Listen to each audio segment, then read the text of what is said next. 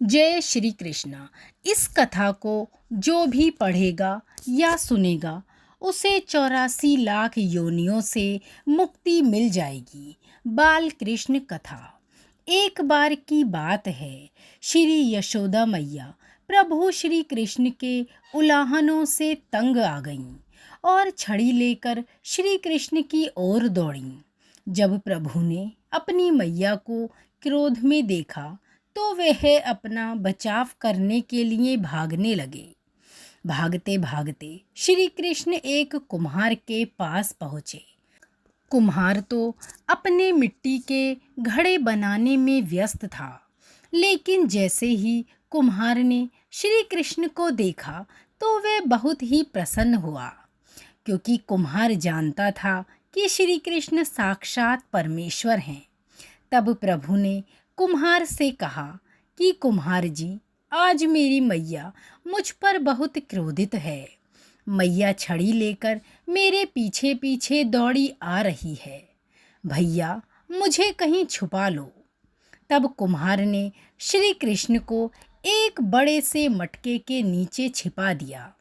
कुछ ही क्षणों में मैया यशोदा भी वहां आ गई और कुम्हार से पूछने लगी, क्यों रे कुम्हार, तूने मेरे कन्हैया को कहीं देखा है क्या? कुम्हार ने कह दिया, नहीं मैया, मैंने कन्हैया को कहीं भी नहीं देखा। श्री कृष्ण ये सब बातें घड़े के नीचे छुपकर सुन रहे थे। अब मैया तो वहाँ से चली गई। अब प्रभु श्री कृष्ण कुम्हार से कहते हैं, कुम्हार जी, यदि मैया चली गई हो तो मुझे इस घड़े से बाहर निकालो। अब कुम्हार बोला, ऐसे नहीं प्रभु जी, पहले मुझे 84 लाख योनियों के बंधन से मुक्त करने का वचन दो। भगवान बड़े ही सुंदर ढंग से मुस्कुराए और कहा, ठीक है, मैं तुम्हें 84 लाख योनियों से मुक्त करने का वचन देता हूँ। अब तो मुझे बाहर निकाल दो।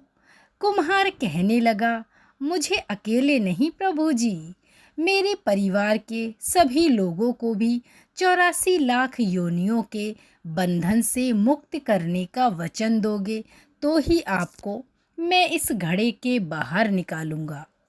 इस पर प्रभु जी बोले, ठीक है, चलो, उनको भी 84 लाख के बंधन से मुक्त होने का मैं वचन देता हूँ। अब तो मुझे घड़े के बाहर निकाल दो।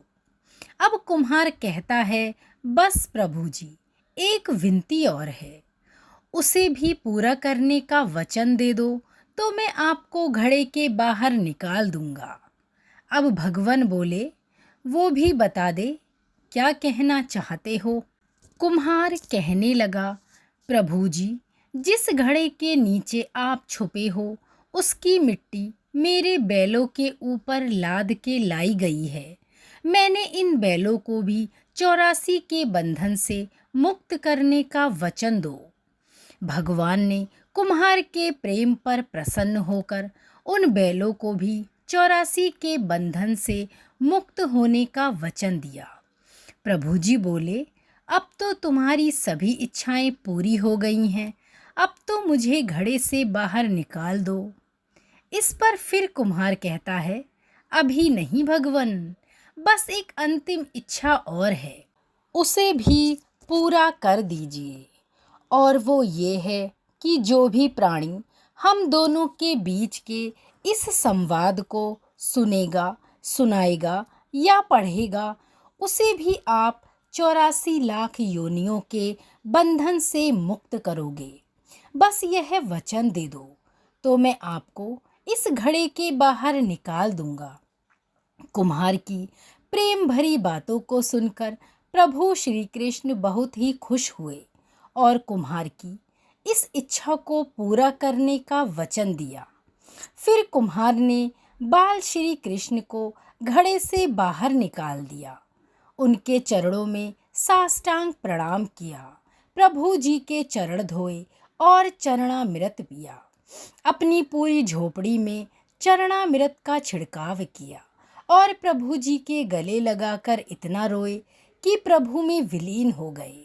जरा सोच कर देखिए, जो बाल श्री कृष्ण 7 कोस लंबे चौड़े गोवर्धन पर्वत को अपनी 51वीं उंगली पर उठा सकते हैं, तो क्या वो एक घड़ा नहीं उठा सकते? लेकिन बिना रीझे, बिना प्रेम रीझे नहीं नटवर नंद किशोर।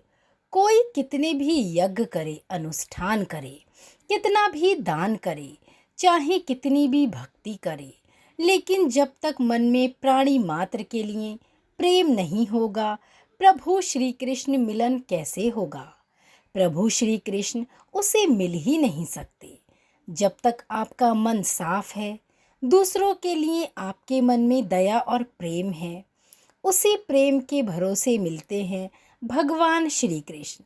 जैसे एक कुम्हार को मिल गए, अनजाने में ही सही, कुम्हार ने सबकी मुक्ति करा दी। बाल श्री कृष्ण से जो पूरी दुनिया को चलाते हैं, क्या वो एक घड़ा नहीं हिला सकते?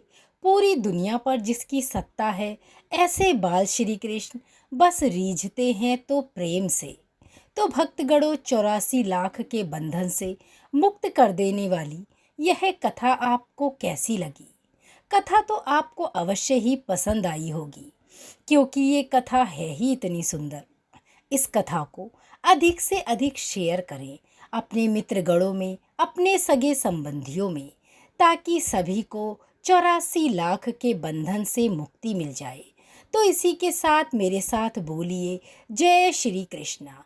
राधे राधे।